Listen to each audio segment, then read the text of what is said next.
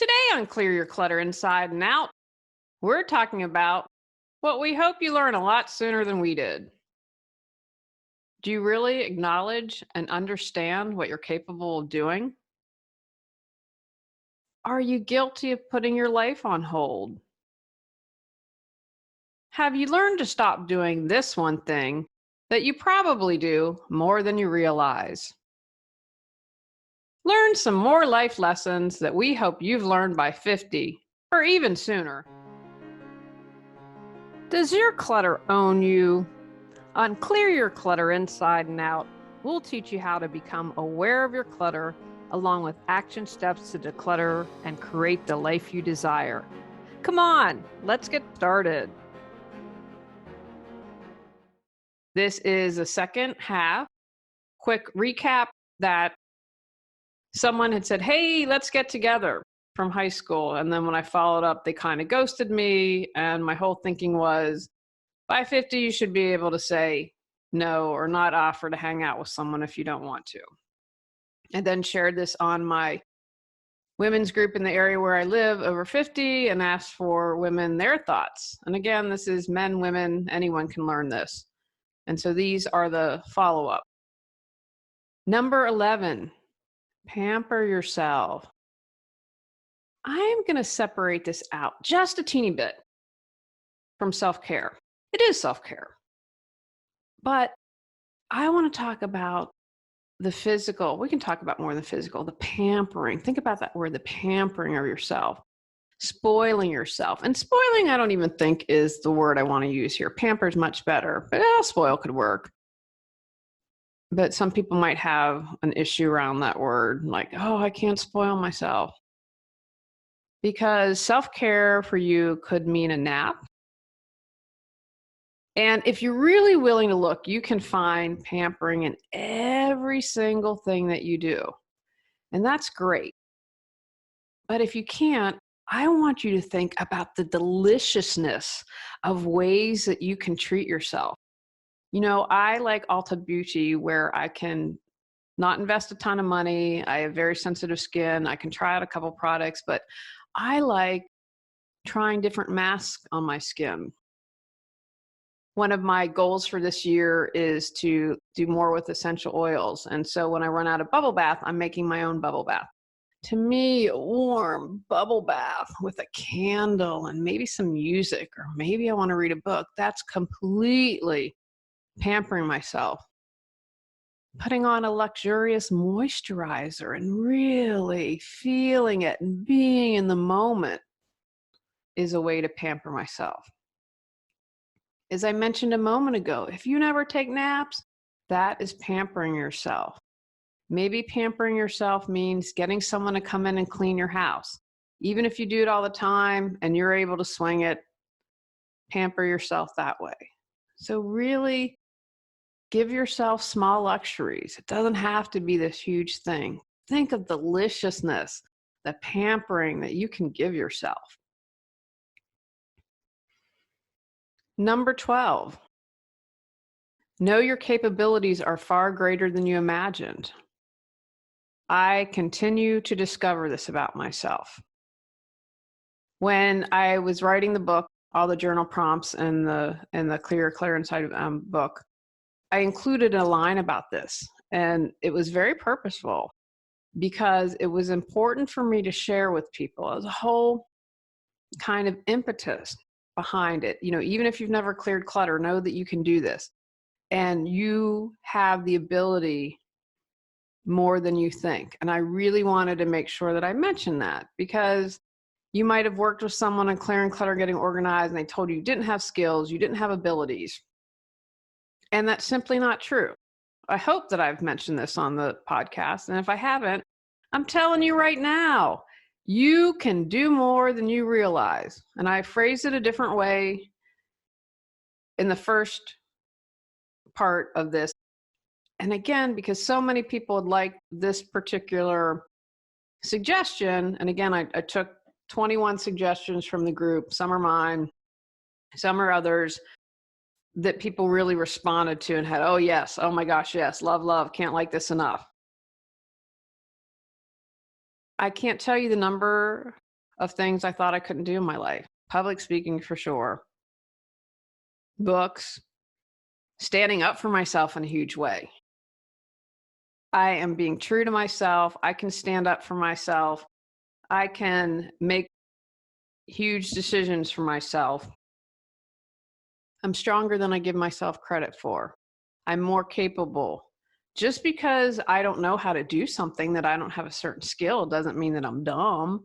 It just means I need to learn something. Or if I can't, like the law, then I reach out to someone who does know, who that is their area of expertise. Don't sell yourself short. You can do it. You get that focus going, know that you have the ability, and trust yourself. If it's a skill or you need support, that you'll reach out for the people that can help you. Number 13, don't wait for others to do something you really enjoy. And I also might call this don't put your life on hold. I think that don't put your life on hold. I would do that. I definitely did that when I was younger. Kind of the carpe diem. Hopefully I'm saying that right. How many times have you put yourself on life on hold for another? Maybe you're like, you know what? I want to go back to school, but I've got to put my kids first. Maybe there's a solution to taking online classes or going to night school. How many times have you dimmed your light because you didn't want someone else to feel uncomfortable, or you let someone else do something first because you were afraid? Getting to the why helps you clear it. Now, yes, I know in an ideal world, we can bypass all this and just release whatever's going on. But I don't believe most of us are there yet. And even if we are and have that capability, we can't do it with every single thing. Whole solar thing, Cottie's like, what's the bigger picture here? What's going on? I said, oh, I'm glad you asked that. Here are some things that it's definitely relating to. And so I encourage you, just get out there and do it. Don't wait for when you're 10 pounds less, when you feel like you're good enough to start painting again. I don't care what it is. Just go out and enjoy the activities you do. And this is a time to have a boundary and say, hey, I really need to go take a painting class. And I really believe when there is a will, there's a way. I'll never forget when I was interviewing Peter Walsh, and I was actually mentioned my sister-in-law. And I said, well, she's got, at the time, how the kids have been, like maybe they were 6, 5, and 3. And that's a lot to have kids that close in age. It's a lot, and to try to run a business and do things. And he was like, no excuses. And I thought, wow, he's right. I have to agree with him on that. I think I kind of get like, well, I understand where people are coming from. And I'm always saying you have a choice. You always have a choice. So go do the activities that you desire to do. Don't let anyone hold you back. Number 14, live alone for a while. I really like this one. I would say I agree with it and was happy to see that someone posted it. I lived by myself for a really long time. I did the roommate thing. I learned, dang, I have paid my dues on that one. But it really taught me a lot. I was more capable than I realized, like fixing some things. I'm still not very handy, don't get me wrong, but that if there was a problem, a lot of times I could figure out a solution. And why I had really probably spent or wasted a little bit too much time really wanting to meet someone, there were times I was able to appreciate being alone. I was talking to my friend Vince, and he said, if I'm a bachelor the rest of my life, I can totally hang with that. I'm good with that. And that is a fantastic space for him or really anyone to be in. But when I looked at the good things, I could make my own rules. If I didn't want to wear makeup, I didn't have to. I could live my life on my terms. I spent time getting to know myself. I found for me, personal growth is always going on, hopefully, but that there are big waves and spurts. Like I did the Clear Sight School, which was a 13-month commitment. And then not too long after that, I ended up moving here. I did, that women's group and thing and worked really intensely for 4 years or whatever it was. And I'm kind of on the lull and getting back in the upswing. But all the work I did, I was able to do when I lived alone. I've got it now. If I'm committing to something, I have to ask, well, does it take me away from my family? How does it affect my marriage? And so when you live by yourself, you have a lot more freedom. Some people are afraid to be alone. Raising hand used to be that. And that can be for different reasons. Maybe because they don't know if they like themselves. And this is a lot more common than you think. They might be afraid of what they discover, and they can't be without aloneness. I know for me, the staying busy was an attempt to keep some stuff buried. And when I did Clear Sight, that was all the work that I did there really allowed the possibilities to open up and for me to have discovery. But the best way I can put this is it was able to ease me into things, and so my brain wouldn't explode. I think if I had discovered some things in a different order, it might have made me insane. I'm not exaggerating. I might have just had a meltdown. I might have a nervous breakdown, and I'm being very truthful when I say that. So spend time with yourself. And I've known women, this is, again, not an exaggeration. I went to an all-women's college, and there were a couple women I was friends with. And one, if she broke up with Joe on Monday, she was dating Jim on Tuesday. And that's the only time I've ever seen that.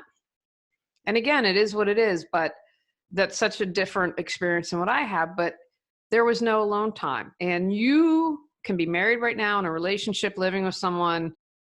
And if you can't live alone, then carve out that alone time. Don't do everything with your husband or your spouse or your partner. Make sure that you are getting time to honor yourself.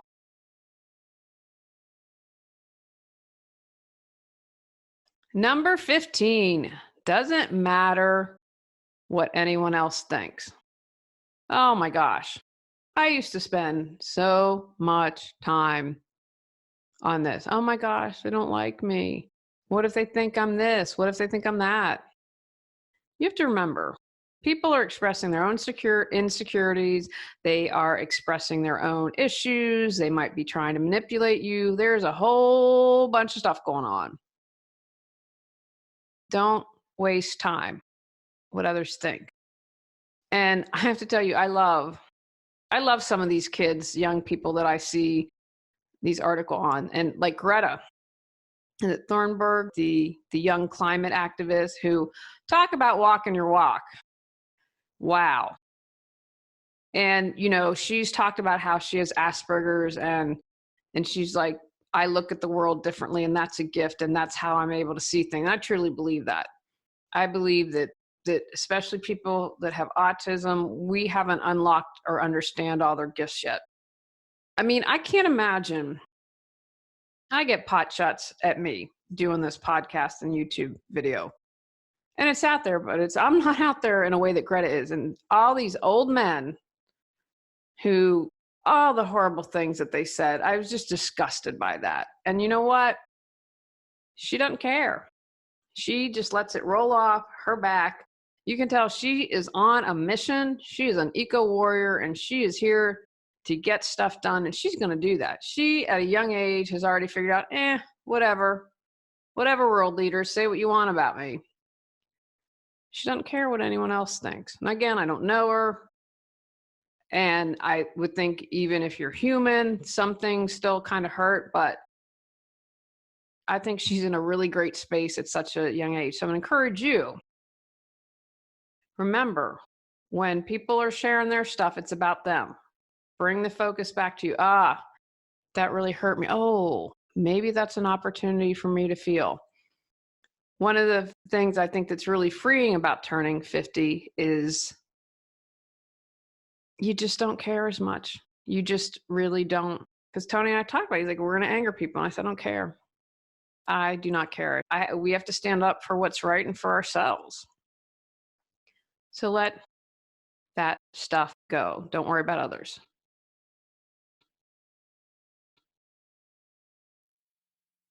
you have all the answers you need within. Got Clutter, 365 journal prompts books, supports you in figuring out how to clear your clutter. Get control of your clutter so your clutter doesn't control you. Reclaim time, money, sanity, and resources. Choose from physical, mental, emotional, spiritual, holidays, or compilation volumes 1, 2, and 3. Free MP3 meditation with purchase. Learn more at reawakenyourbrilliance.com or purchase on Amazon. Number 16, stop expecting you from people. I love this. I had to read this one a couple times. I was like, stop. Obviously, I didn't post it. If I had to read it a couple times to understand it, hopefully I'll do it justice for the person who posted. Meaning, give yourself what you desire instead of looking at other people. If you are expecting someone to stand up for you, stand up for yourself. If you are expecting someone else to love you, love yourself. If you are expecting someone else to write your novel, you sit down and write your novel. You focus on you, you do what you need to do from you, and give the gift of not burdening someone else, trying to get that from someone else. Give that to yourself. If you want courage, do something that scares you. Again, that's kind of tying in with the earlier lesson of you're a lot stronger than you think, you're a lot stronger than you know, you're more capable than you realize. You really are. And it was like I mentioned about expecting a man or a partner or boyfriend to bring me happiness. I was expecting happiness for me from someone else. Then when I kind of phrase it like that, like, how ridiculous. Seriously? And I spent a lot of my time of my life doing that. So be you, own you, celebrate you, and give you you.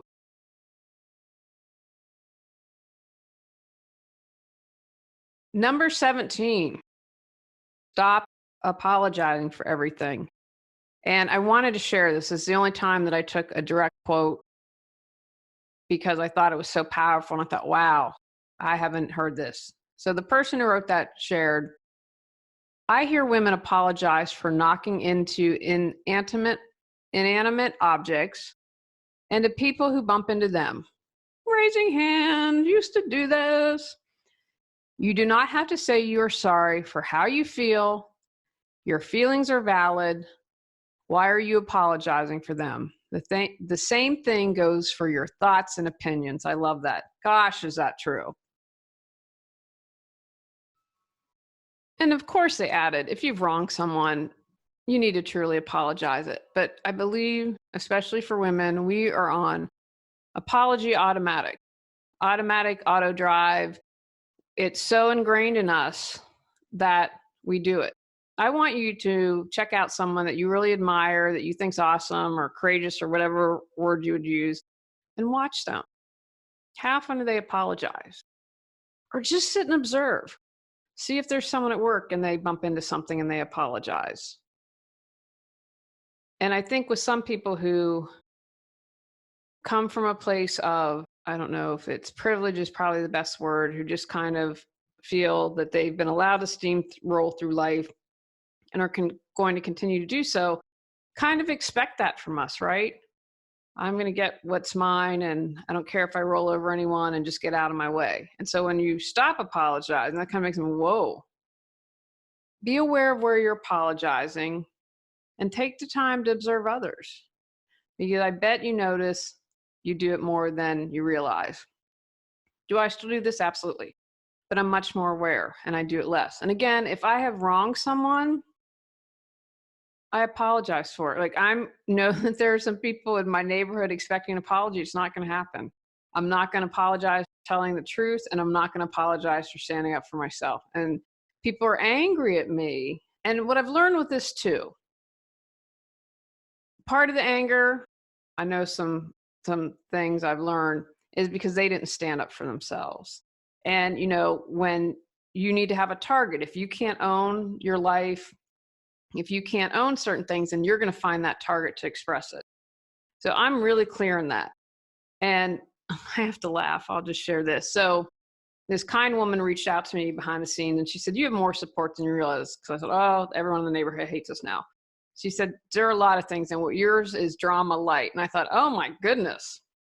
Anyway, and she said, I said, "Oh, the president talked about how hurt he was." They didn't name, it was very indirect in social media post, blah, blah, blah. And she said, "Don't worry about his man tears." And I have to admit, I laughed. And I'm not one for male bashing. It drives me nuts when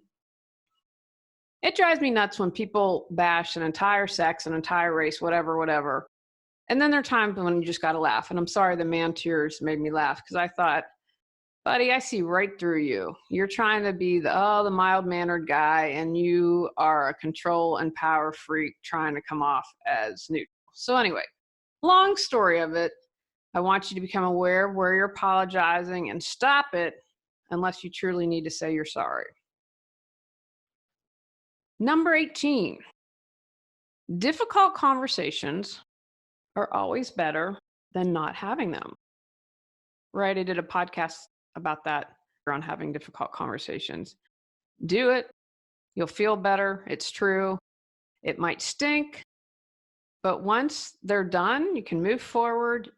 I talk a lot about, prior to doing when I had the Reawaken Your Brilliance internet show, and I'd interview people, and from my own personal experience, it takes so much energy when we don't do things and when we store them. Because remember, emotions are energy in motion. They want to move. You want to feel anger? Woo, feel anger, up and out. Feel sadness, up and out. Feel joy, up and out. Again, it's that constant being present. And so I held on for so long, I'm afraid to look at this, afraid. The energy that it took to hold back, be afraid, to not confront my fears was tremendous. Until I did it, I had no clue. And I'm like, oh my goodness. And that's one of the reasons why I'm really working to stand up for myself. I'm like, I don't want to regret it. I want to stand up if I do that, because if I didn't stand up for myself, I'd be like, well, I shoulda, woulda, couldas. Why didn't I stand up for myself? Julie, da, da, da, da, da. I encourage you, have those difficult conversations, because it's the same thing. Not expressing how you feel, not having the hard conversation takes a lot more energy than actually having the conversation. And check out that previous podcast if you need some tips. Number 19, go back to your true self that's been buried by society's expectations of you. Oh, so true. How many of us have a mask? From the moment we're born, people are putting their expectations on you. Have you taken them to heart? I shared that a friend was an attorney and didn't want to be an attorney, but those expectations were placed on him since he was a kid. Went to law school, practiced law, and finally, in his 30s, said, enough, I need to do what's best for me. And it's never too late. Never, ever, ever too late. But he's finally able to release those expectations. Honor your own expectations. Be your own measuring stick. Release what others have to say. I was always a tomboy, very athletic as a kid. That was seen as a bad thing. I wasn't feminine enough. I was told that, that's a bad thing. And then I think of my husband. I have to laugh. I was driving the other day. I think actually he was driving. He's like, "You're a bad driver." And I was like, "What?" And actually it was really funny and we needed a laugh. So it was good. I believe my husband appreciates about me that I don't mind getting dirty. I was like, we had to rake leaves the other day. And I was like, "Oh, honey, I'll help you. I don't want you to have to do this all by yourself." And that but for a woman to get dirty, you just don't do that. That's unfeminine. Let all of that junk go and say, okay, what's mine and what else is someone else's? I'm going to release the junk that's not mine. Number 20, it's okay to fail. just a lesson on how not to do it, right? No mistakes, they're lessons. And I love the way that this person put it. You've learned something. Behind a lot of successful people are a ton of failures, but they refuse to give up. I still find it amazing that Michael Jordan, and that's kind of after MJ quit, I kind of quit. I love Larry Bird and Magic Johnson in that rivalry and would love the Celtics and watch that. And then MJ with the Bulls. After I haven't watched pro ball in years. He was cut from his junior high team. The world might not have known the best or one of the best basketball players of all time had he given up. I mean, that's a great perspective for you right there. And there are tons of stories like that. And if you need encouragement, get on Google. You can find anything on Google. I was thinking about this as I was making some notes, and I created a course. And I got bad advice on it, on a couple things, and I'm proud of it. It's a good course. But I was like, whatever. I can do better. I feel like the books are more me. The courses that I've created, I have done those a little differently, and they're better than that first course. Well, was the first course a mistake? I don't think it's a mistake. I think that it was good. It taught me some things. I had to learn some skills, but it wasn't quite where I wanted it to be. So I stuck with it. Remember that. You just have to keep going. The first time I did the interview, did the internet TV show Reawaken Your Brilliance, I think maybe we have 40 people tune in, because Amnon, the producer, was able to see the numbers. And he was like, that's great. And he was like, I was surprised you got any people. But I kept with it, and it kept growing, and the numbers and people kept showing up because I didn't give up. I could have walked away after that first episode and been like, I stink at this. Didn't see that way. Just encouraged me to work harder. And for our bonus number 21, and I love how this was phrased, develop a wisdom practice, right? It doesn't define, have a spiritual practice, a mindfulness practice, a religious practice, a wisdom practice. During this really stressful time, I have been rereading Marianne Williamson's Illuminata. And that's a great little book, and it has lots of prayers. And if anyone has, I am looking, please feel free to email me or drop me a line on social media. I really like that. And I really like how in Illuminata she does prayer. And so I'm looking for another one, someone that, like for instance, she didn't have a prayer on fear. She had a prayer for anger, for forgiveness, and lots of good stuff. Lots and lots of good stuff. But I'd like to find another one, because I really realized that I like this. I like this kind of focused prayer. And I just found it, when I was incredibly stressed out, it was the one thing I could do that kind of helped me focus, that kind of got me in the spiritual thing. I was falling off the spiritual wagon, and was so stressed out. And I thought, okay, what can we do to bring yourself back? So that really helped me. But if I develop a wisdom practice, okay, people being unfair to me is not about me. It's about them. People getting angry at me for telling the truth is not about me. And so when I understand those lessons and I have that wisdom practice and the wisdom to be able to walk away, I want to tell you something. Tony said to me after, I was like, we've got to cancel this. We can't move forward. And he's like, part of me wants to. And I said, I understand. But this is one of those moments where we've learned a lot in life. I feel like we have been told it's not the bad. We don't want to spend our time and energy. We have to trust that there's a bigger reason for this. And I believe that. And already we had the golden nugget. The same day we made the decision to not move forward, something really kind of surprising and wonderful happened. So find a wisdom practice. And, my beloved teacher, Judy, would be like, these are just some tools for your toolbox. What else can you learn? Take what you desire to learn. Be open, be aware, draw from multiple things. The Marianne Williamson book, I have spiritual friends who'd be really turned off that she says God. I'm like, it is what it is. That's the way she uses to express it. I get what she's saying, and I want a really good prayer about anger. So take the time to develop a wisdom practice. Take actions from today's podcast. Pamper yourself. Know you can do anything. Seize the moment. Live alone or spend time alone. Release others' opinions. Expect nothing. Stop apologizing. Have the difficult conversation. Own your authentic self.